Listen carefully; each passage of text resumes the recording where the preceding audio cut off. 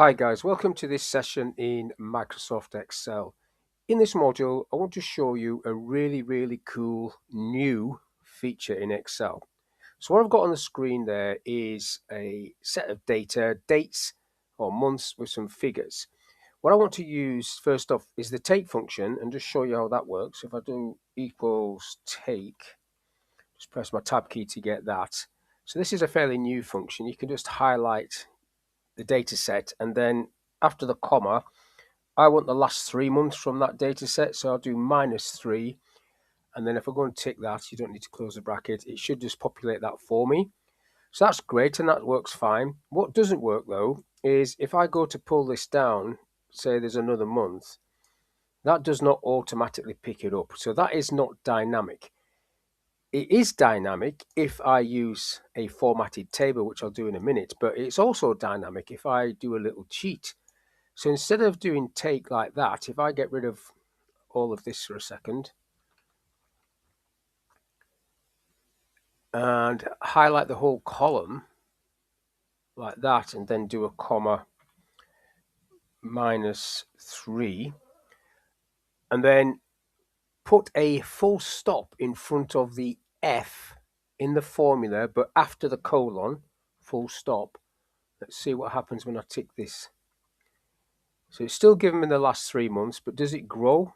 If I pull that down, it does.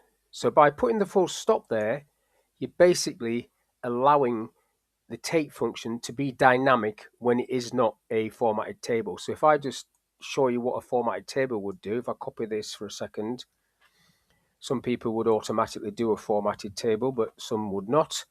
So if I make this into a formatted table, this second one, and yes, it has got headers. So that's a formatted table.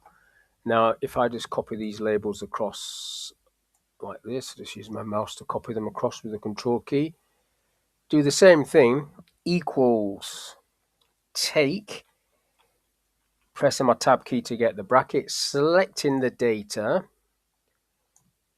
comma -3, don't need the full stop in this example.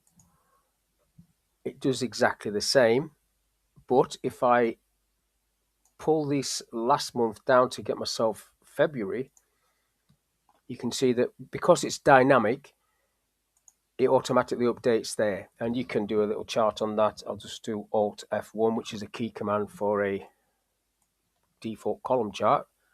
So I've got that there. That is a formatted table. The take function is automatically dynamic when it's looking at a formatted table. This is not a formatted table, so the take function would not be dynamic unless you put a full stop in front of the F in this case, so it then is dynamic. And another use of the full stop, I've got some data on a different sheet, a list of people.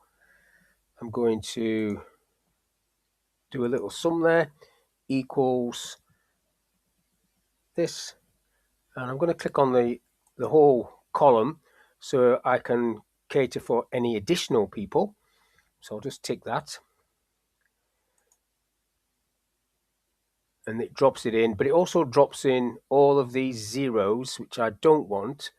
What I need to do on this one is use that full stop by clicking in front of the last A and doing the full stop.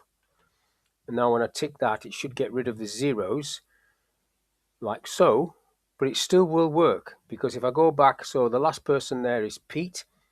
If I go back over there onto sheet 1 and put Bill, that, even though it's not showing at the minute on the other sheet, will be picked up like that.